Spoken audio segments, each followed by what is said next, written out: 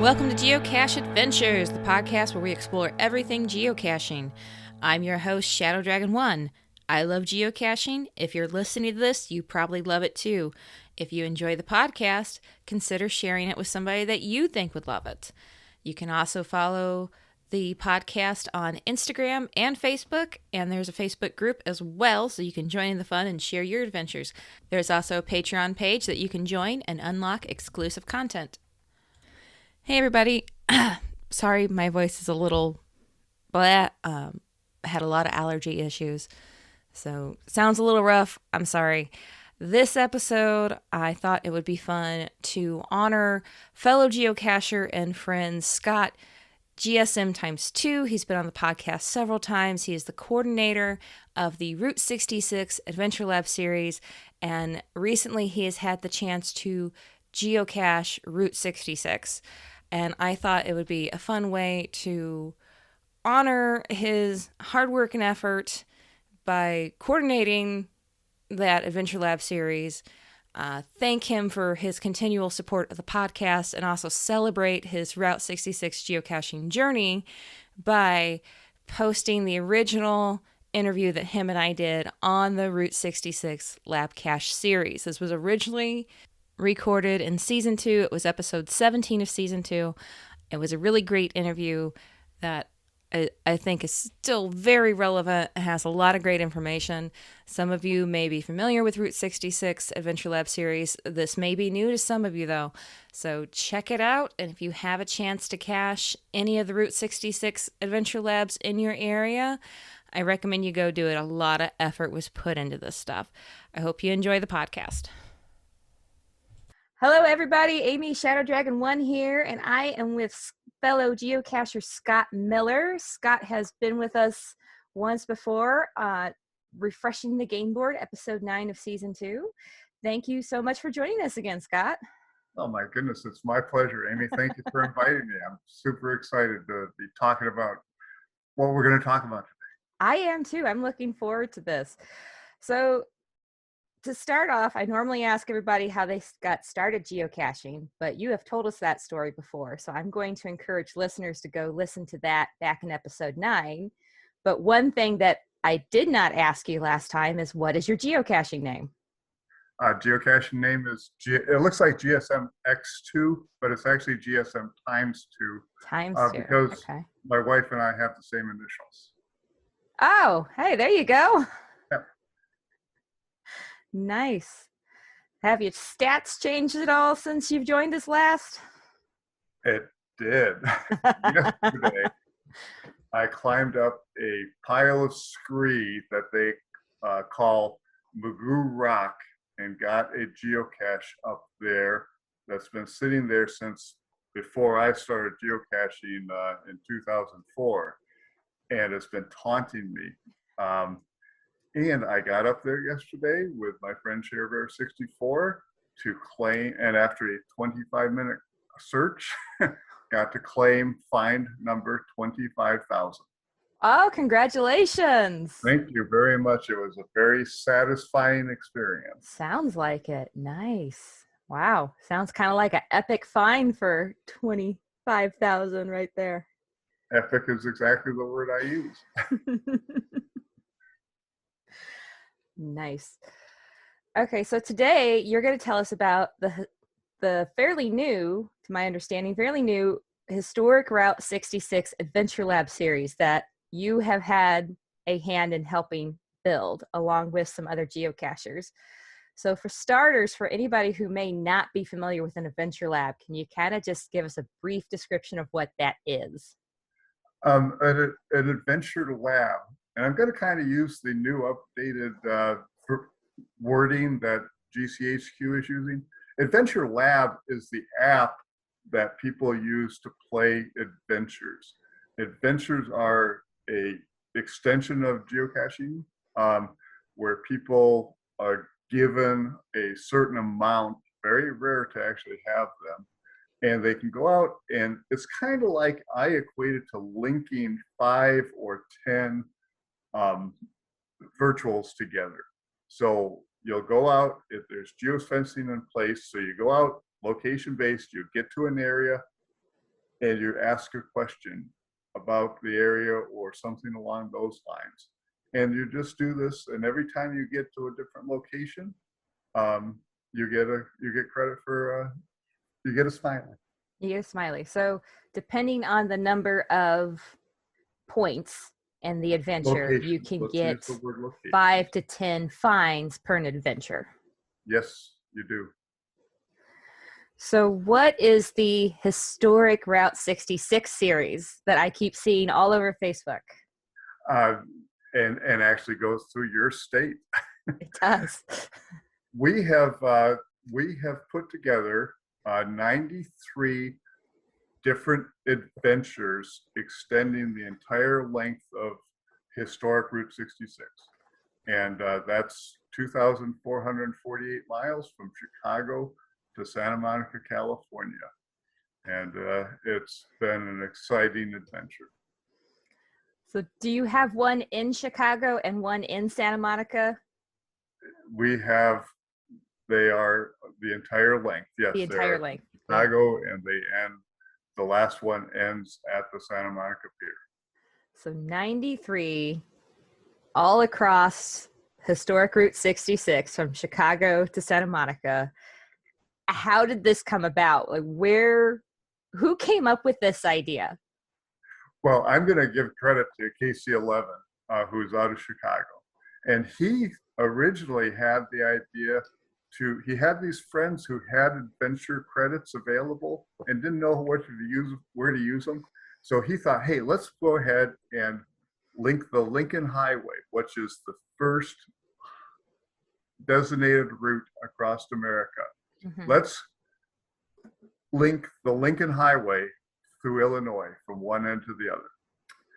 And as he was planning to do that, some people from Indiana got hint of it and said, hey, can we join? Because the highway actually goes all the way from New York to San Francisco.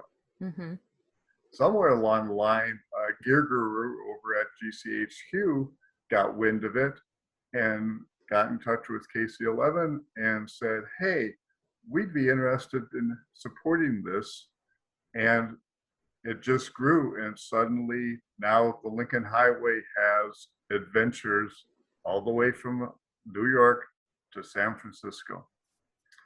And that's the root of it. That's the start of it, because I got one of those adventures up in Nevada, so 400 miles away from where I live, which is kind of the cool thing about adventures. You don't have to be within 100 miles to set one. So I set mine and created mine, and then as I'm coming back down to Southern California, I'm doing all of the Lincoln Highway ones that I can do. And I get done and I'm like, gosh, somebody should do this on Route 66. And as I'm driving home, I keep thinking someone should do this on Route 66. And about 60 miles from home, I just convinced myself that, Scott, you should do this on Route 66, because Route 66 is such a great story. I mean, it goes back to Steinbeck, Grapes of Wrath, and up to Cars. And Cars is really kind of a real distinction and accurate of what happened to Route 66. Yeah. So I emailed Gear Guru and I said, kind of tongue in cheek. I said, hey, no, not tongue in cheek. I emailed him and said, has anybody contacted you about doing this on Route 66? And would GCHQ be interested? Asking for a friend. And he replied the next day, tell your friend that nobody has, and yes, we are. And that was in early March, and by early April, I was contacting people and requesting adventure credits. That's pretty cool. So how many geocachers are involved in setting up 93 adventures? We're going to have 87. 87, wow. Yeah, 87. I had the idea, KC11, he organized the whole thing. I didn't want to be contacting all those geocachers. So I came up with the idea of having state coordinators. So I Oh. contacted people, and it passes through 8 states. So I have 8 state coordinators, and they were, the conduit between the ideas and the execution. And they went out and they divided their state into sections, and then recruited reliable and task-oriented geocaching to fill those. And reliable and task-oriented, I use that dozens of times because we wanted to get this done by July 31st. So you started this like March of this year, and in 3 or so months' time, you guys have put together 93 adventures across from Chicago all the way across Route 66 to Santa Monica. We're getting close to being done with that. Okay. The original goal was to have 50% of them done by June 15th. We had 88% of them done by June 15th, and now we're just picking up the very last. And then we originally only had 89, but in the last week we've added 4. So today we have 83 of 93 are done. That is very impressive. And I applaud all 87 of you working on this, because this is no small feat to create a series this large. It absolutely isn't. And I feel that I've assembled a team of all-stars, and there's not one all-star ego in that entire team. They've worked together. We have a little Facebook group. We share information. It's just been a super positive geocaching experience. That's amazing. So, as you said, to set up an adventure, you have to have a credit from HQ to do this. So, did people happen to just have credits lying around, or did you guys have to go through and request, say, hey, Groundspeak, I have 3 credits, I need 90 more? How did that go? Like, how does that go about? Not quite like that. Gear Guru said, if we are interested in this, give me a list or give me names, and if the people have a 5 location credit, we are going to convert that over to a 10 location credit, because GSU does not want a bunch of credits out there not being used. Right. So if somebody had one, they got it converted to a 10. If they didn't have a credit at the time, they got a 10. And they had to use that 10 on this project. And that's what they've been doing. So every one of the adventures has up to 10 locations possible. Up to 10 locations. There were, in fact, 6 Route 66 adventures already pre-existing on Route 66. So we identified those, sent a message to each of the owners, and said, would you be interested in joining this effort? 2 of them said, no, I'm perfectly happy with my own little adventure. And then the other 4 did. And then as people are creating adventures, we want to make sure that they are interesting places that they're taking people to. So if a person couldn't find 10, that's fine. We've had a few. I think we have one that's actually 5, and a couple that are 7 or 8 or 9. But most of them were able to find 10 interesting locations. So did the state coordinators and you all get together and say, hey, we kind of went like a theme across Route 66, or was it sort of just a free-for-all and let each geocacher decide what they wanted, or was there some sort of approval process for that, or how do you guys organize all this? Great question, and the answer is really we don't have. The theme is Route 66. Route 66, yeah. That's the theme, and we just left it up to the individuals to find things that were interesting, and there's no lack of interesting things on Route 66. I'm going to ask you, Amy, have you done any of them yet? I have not. I Okay. have not. It is almost the end of June as we record this, and I have not gotten one single geocache in the month of June right now. I haven't been geocaching since Moga, unfortunately, but it's on my list. It's on my ever increasing to-do list. So how far are you from any of the adventures? I I looked to be honest, I looked at it before and I do not remember.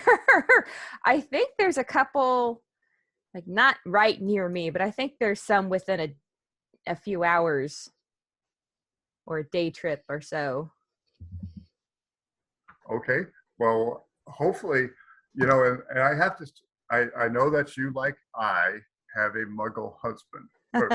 I Excuse do me. have a You have a I Muggle have a husband. Muggle spouse. I have a Muggle spouse also.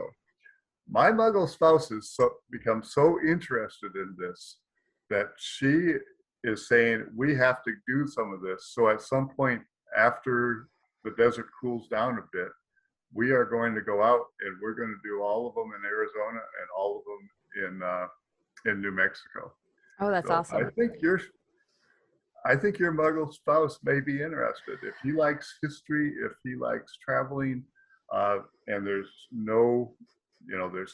not necessarily finding geocaches. He might be interested in this. You Well, guys had a good trip out to Moga, yeah. did a bunch of other interesting things. Um, he, you might get him in on this one.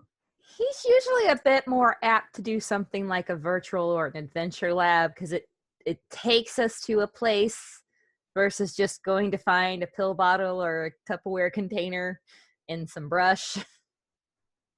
And a lot, and you learn a lot of things. I think that's been one of the great joys for the creators is doing the research and just finding out what's out there and what's the history of what's the history of that building, what's the history of that hotel, how is that business still in business. Well, that business is out of business. And I the research has been the part that's been enjoyable for me. And I've had a chance. I'm just reviewing. I'm not certainly not dictating, but I am getting a chance to read every single one of these adventures, and it is interesting. Wow. Is there anything in particular that you've learned when reviewing all these that really popped out, that's really stood out, like, wow, this is mind-blowing? Um, a history of a cave that's in New Mexico, in which there was and I don't remember the specifics, and I wish I could bring it up really quickly, but basically, the Indians escaped into the cave. One tribe escaped into the cave. The other tribe started a fire at the opening of the cave, and it essentially extinguished everybody who was in there. Oh my goodness. So yeah, I mean that's interesting. And yeah, and the Harvey houses and just all the places that you're going to find on the way there. All kinds of amazing stuff on Route 60. It's kind of like one of the most well hidden histories, but it's also just sort of right there in front of everybody, but it's just traveling it to find it all is kind of really the big part for people, I think. And it really is, and it's not just us. Uh, we're sharing information, and one of the pieces of information that Yosemite Debbie shared with us was this Facebook group of historic Route 66, and there are 13,000 members in that group, and every day at least a dozen posts of people who are taking that trip, posting their pictures, people who are asking questions, sharing information, people from around the world who are planning to drive Route 66, all of it or part of it. That's pretty neat. And now geocachers have a resource of places to go visit that we're trying to get it into these people's hands, because I think they would find it really beneficial. That's pretty awesome. It is. Other than Groundspeak, have you guys coordinated with any other associations or any other, like some of the travel centers or anything like that along the route? We have Yosemite Debbie made contact with the Mojave group that's out there, and we have made some contact.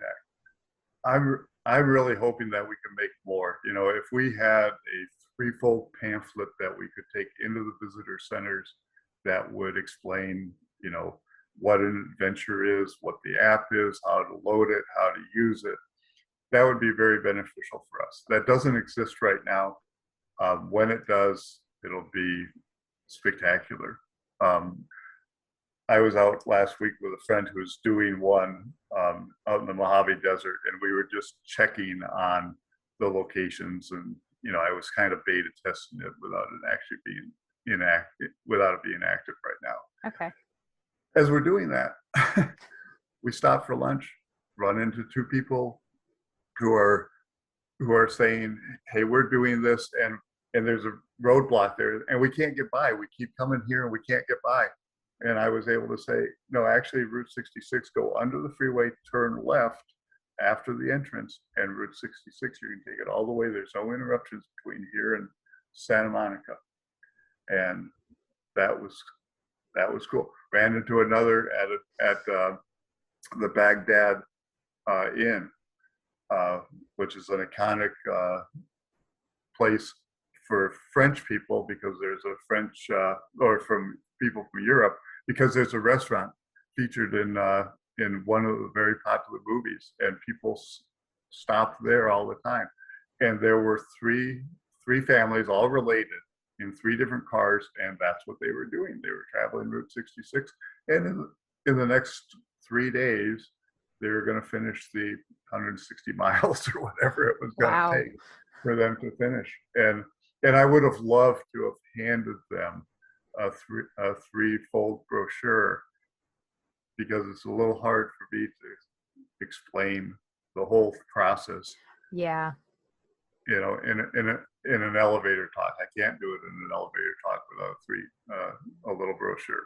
So hopefully we're working on it. I hope it gets to that point, because it's such a neat Route 66 in itself is just neat historically, and then you add this aspect to it that just brings out so much more of the history in it, and it's just a really neat combination. I really hope you guys can get to that point where we start seeing this little pamphlet in visitor centers and different places to talk about the Route 66 adventures. That would be pretty amazing. It really would, because it's much more, you know, you get a little plaque and there's a little information about some place. But we as adventure creators have 1,024 characters, 200 words to give more information than there might be on a little plaque. Yeah, it's definitely, it's a fun way to find new places, and it's a fun way to learn about history or share history with family and kids, and keep them, you know, kids these days are so much about wanting to be on a screen and trying to drag them out someplace. Here, take the phone, read where the next point we have to go to is, read what this is. And it gives them that screen that they're craving, with getting them into a family situation and learning, and just, it's a great way to just mold it all together and tie a pretty little bow on the top of it. I had not even thought of that. And you are so correct. Oh, but even my son, who's almost 7 now, if I'm like, oh, let's go find a geocache, he's like, oh, I don't know. I'm like, here, you can navigate. And I give him the phone, and then all of a sudden he's hooked. He's like, yeah, let's go find it. We have to, and because he gets to give the directions, he gets to tell us what to do, he gets to have the phone, and where do we go. And that just adds a whole different level of fun for him. So I imagine even with the adventure labs, especially a little bit older kid, here you go, you get to direct the family where we're going, and what's the next point, what do we need to do here, and it gives them some control over the family adventure. Very much. And then I can also see him you know, handing the phone to dad, who can now read the description, hand the phone back to your son, waiting for that answer to pop up, for them to enter the geofencing and get that question. Yeah. Yep. I think this is going to work for you, my friend. I think so. I think it's a great way for everybody to just engage differently, or even just hand it to the muggle. Get the muggle involved. Here, honey, where do we go next? Right. Force him to do something, or her to do something. Yeah. Might mean you have to drive, but might mean I have to drive. So a lot of these adventures that we're starting to see here lately are starting to have these bonus caches associated with them. Do any of the ones in the Route 66 series have bonus caches that you're aware of? They do. Let me talk about two unique things about the Route 66 ones. One, and they have to be non-sequential. We have to be able to do this whether we're traveling east to west or west to east. We want these non-sequential. Then, and I learned this doing the Lincoln Highway series. Lincoln Highway series, there's 10 locations. I'm collecting a number at every one of those locations to get the final coordinates. And when I get the final coordinates and I punch them into my GPS, it's 32 miles behind me. Oh. So one of the stipulations that I put in place was the bonus cache coordinates have to be found in one or two places, and the bonus cache has to be within 2 miles of that place. So those are the two things, and that's how we handle the bonus. It looks like about half of them are getting bonus caches. Again, a lot of people, they don't live, it's not in their neighborhood, right? And they don't want to have to maintain a bonus cache, and or would they even be eligible to maintain a bonus cache because the cache is more than 100 miles away from their home. But some of them, and the one that I was able to do out towards Needles, I made contact with a museum that's there, kind of an old schoolhouse that's being preserved with a lot of other things at Goff's, and they agreed to maintain my bonus cache. So nice. Yeah, so I have a ammo can right next to their, right on their property or right outside their property, and it's really cool. Nice. And I like that you were able to carry over lessons learned from the Lincoln Highway series to incorporate into your series. That's a pretty neat way to do it. It really is. And and there are other series that are coming out. And I am more than happy to share anything and everything that I've learned to help these new series come out. There's one I was just contacted a few days ago about somebody who wants to do one, and I know it goes to Tennessee plus another couple other states. And I gave him everything that I could possibly give him. There is one up in Canada that's doing the Trans-Canadian Highway. Oh. And I absolutely am wide open to share anything that I could learn, and then asking them, and anything you learn, share with me, because I'm not done yet. I'm not done with the 66, almost done, but I'm just starting up California Highway 1, which is another iconic, beautiful highway. Nice. Yeah. So let's stick with Route 66.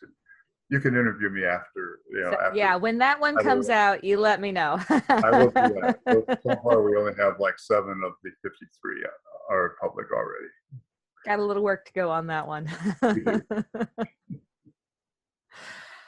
So, with the changes that Groundspeak has made to allowing us to see the Adventure Lab pins in the geocaching app, have you noticed an increase in people finding these Adventure Lab caches, or adventure caches, I should say?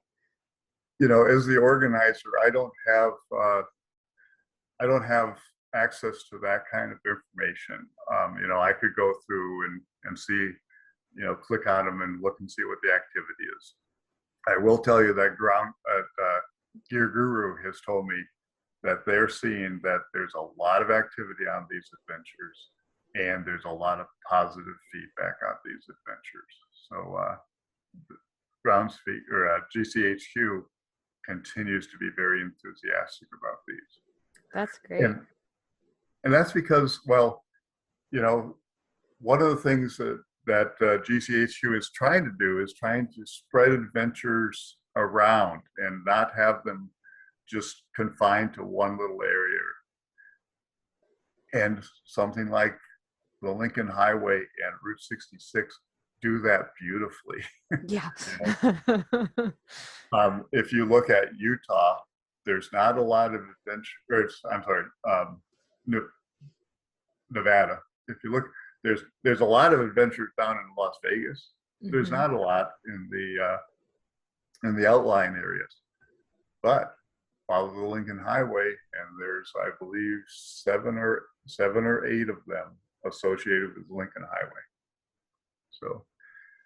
So, and it's kind of the same thing here is, we are, if you look at the map, and what people want to do is go to route66gc.org, and we have a map up there that shows where all the adventures are at all the locations.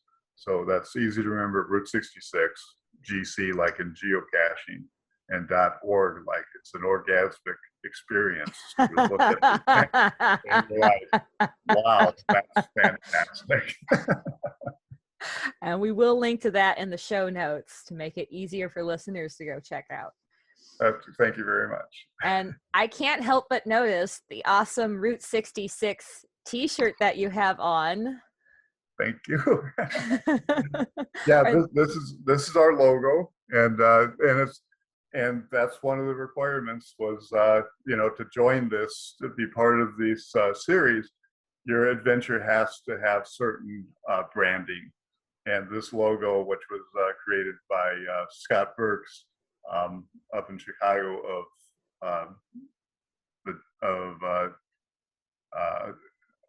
I'm going blank right now. What's his podcast? It's the Geocaching Podcast. Oh, okay. Yes. Yeah, the Geocaching Podcast. So Scott Burks has designed this.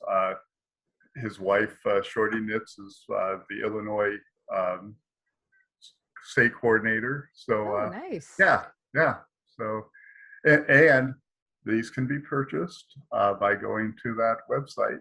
That was going to be my next question. Are they available, or were they like just for you select few curating it? But that's awesome. So anybody interested, are available, can go check it out. And they're available in styles and sizes and at different price points. So yeah. So next time I see you, I'm going to expect you to be wearing one of the t-shirts, and you're going to tell me how much you and your muggle spouse and your geocaching resistant son have enjoyed Route 66. I will get on to figuring out what the closest Route 66 Adventure Lab is for us to go check out, because it does sound, just in general, it sounds like an amazing series. For something to go so far across the country, I mean, really, from Chicago all the way, just Illinois to California, it's half the country, maybe, just maybe even a bit more by landmass. That's a very impressive stint to coordinate anything across. But let's give credit to KC11, who did it from New York to San Francisco, which is the entire That country. is super impressive across the And entire now country. the Trans-Canadian Highway is longer than that, and they're working on that one. I applaud you all across all these series and all the geocachers that have helped create them all, because that is an immense amount of work. It's one thing to say, you know what would be neat if we had geocaches all the way across the country or halfway across or wherever in a series. That would be neat. It's a whole nother thing to start going, how do I make that happen? Yeah. And for you all to take the initiative to make it happen, and then for all the people that agreed to help make it happen, that is a very huge undergoing. And I commend all of you for doing it. Thank you very much. It's been our pleasure. I will speak for all of us. It's been our pleasure. Well, I hope it has been, because otherwise we probably wouldn't be getting too many more of these popping up. Is there anything else about the series that we haven't touched base on that you'd like to share with us? The joy, well, going back to this Facebook group, Historic Route 66, just seeing the joy that people are having, reliving a part of America that virtually has disappeared with the interstate. You know, traveling the interstate, you're just traveling. And I'm old enough to have traveled across this country pre-interstate, where my dad was driving, my sister or I had the map on our lap, folded out, and we're searching for the next, US 40 or US 66 as you go through these towns, because those were actually routed not for fast travel, but to take you through the town slowly, so you would stop and have businesses and get service. This route that the other day when Bert and I went out to do his, we then wound up doing 2 other adventures. And on one of them, I would just say that road right now is pretty much abandoned. And yet we were going by hotels that used to exist, gas stations that used to exist, post offices that used to exist, that just disappeared because people are now on the interstates traveling, 65 to 75 miles an hour, missing all the land that is in between. And to get off of the interstate and do Route 66 or any of these others is just a throwback in time that really felt great for me, because it took me back to my childhood. That's pretty awesome. It is, and especially when you're at some of the segments where you're traveling this highway by yourself, and you look over and there's thousands of cars traveling by, and so that's the allure. Now, I guess I will also have to say, part of the allure is that you're alone on these highways. When pre-interstate, all those trucks, all those cars, they were on the same 2-lane road as you were. So it wasn't even as much romantic now than it was back then when you were following everybody. I mean, you're bumper to bumper on a 2-lane highway across the country. Yeah. So that just makes it all the more special. It does. It's amazing, just in general, how much culture and history we pass up traveling by just taking the shortest route. Yeah, absolutely. And I just read that there's now a bill going through Congress to try and recognize Route 66 as and get money into Route 66 to keep it maintained, to keep it active, to make those parts of history continue to last.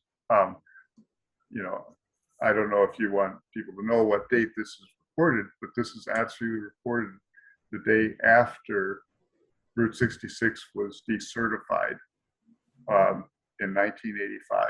Wow. June 27th, 1985, they decertified it, said that's no longer a U.S. highway, remove all the signs. But it's through the efforts of many states and actually the National Park Service too, who is keeping the historic Route 66 active. 85% of Route 66 can still be traveled. Wow. 36 years after it's been decommissioned, it's still there, and parts of it are still trying to thrive. That's pretty impressive. And parts of it are actually starting to improve and come back into business. That's pretty amazing. Yeah. Thank you so much for telling us about all this. This has been so much fun hearing this. I've seen it pop up so many times on Facebook, and I've looked at the website. It's just like, I've got to learn more about this. And thank you for bringing this to my attention, because I have to admit, I was oblivious until you reached out and said, hey, have you heard about this? And I started looking into it, like, this is awesome. And here we are on Zoom. Nobody else can see this, but we both have huge smiles on our faces. And you can just see the enthusiasm that both of us have for this project. Yes, this is an amazing project, and I wish you all the best with it. And I hope it continues to get a lot of activity and great reviews. And I'm excited to hear that there's other people working on other series. And even in other countries, even in Canada, there's series spawning from this type of activity. And I know it's not the original one. It's, my understanding is this is kind of like the second big series like this. So to see it continue to grow and more series come about and find more different, I just love it. Like, it's like hidden history, but it's really not hidden. It's just nobody knows to take a left instead of a right. Yep. So it's there for you to find. That's what I love about geocaching, is how it helps you find new places that you didn't know were right under your nose. And this is a perfect example of that.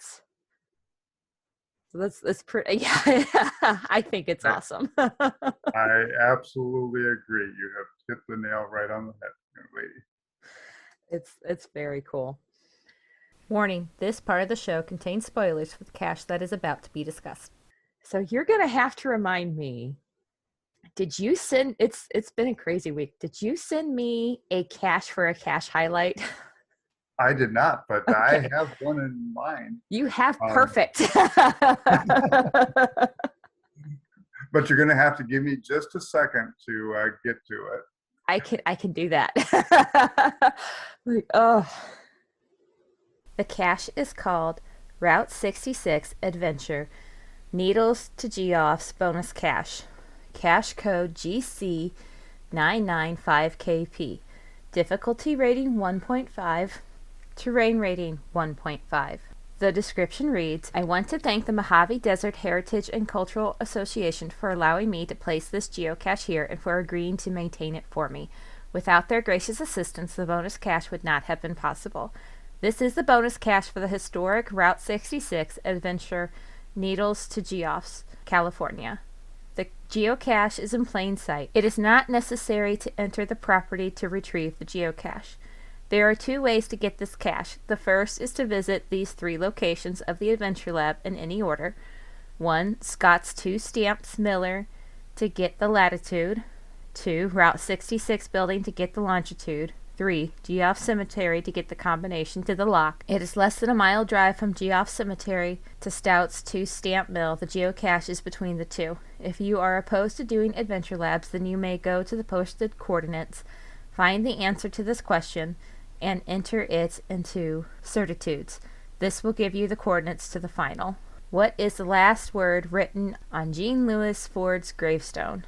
If you have not done the Adventure Lab, you will need the combination to the lock. It is one of these 10 words: book, dial, junk, lock, mile, 9, pins, rest, stay, tick. Hint, do the Adventure Lab and get 4 smileys instead of 1. So the one that I would like to share is the Adventure Lab at Goff's that is related to my adventure, which runs from Needles to Goff's. And Nice. And this is at a schoolhouse that was historic, but they have expanded it to be a museum where they have records, they have old buildings, and in part of getting ready to make an adventure, I made contact with their executive director and got a tour and said, could I put a bonus cache here? And she said, yes. And I showed her the ammo can and I showed her where I wanted to put it. And she said, yes. And so we have right next to a very appropriate plaque, which I'm not going to describe, an ammo can sitting there. And it has a padlock on it. And it's going to be a great place to put travel bugs.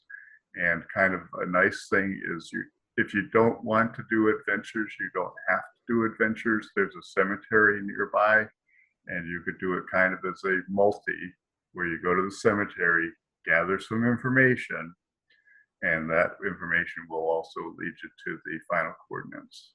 Oh, so it's sort of a 2 different options for the same cache. There's 2 different options for the same cache. Of course, you can only claim the cache once, but but it's exciting. That's cool. So it's is the ammo can just sitting there, like just right there next to a plaque, like not hidden at all, or like it's not hidden at all. Wow. Actually, they were going to mount it on a post. I don't think they've done it yet, but it's basically just sitting there, wide open.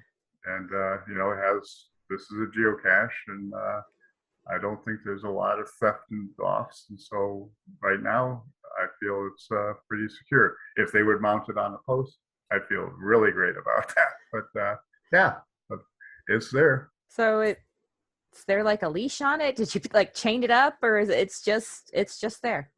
It's just there. Wow. Yep. Parts of this country still have you can do those kind of things. Nice.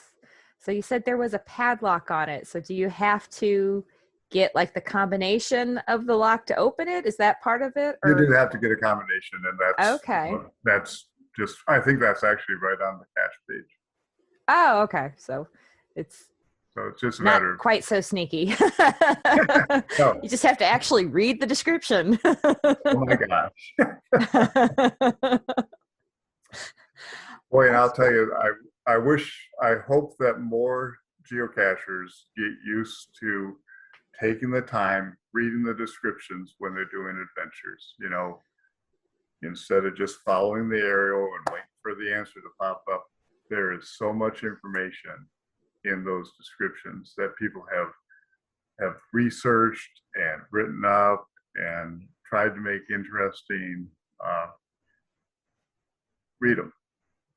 That's the one thing that I would encourage. I have actually had to discipline myself to get out of my geocaching mode and into my, hey, somebody took a lot of time to do this.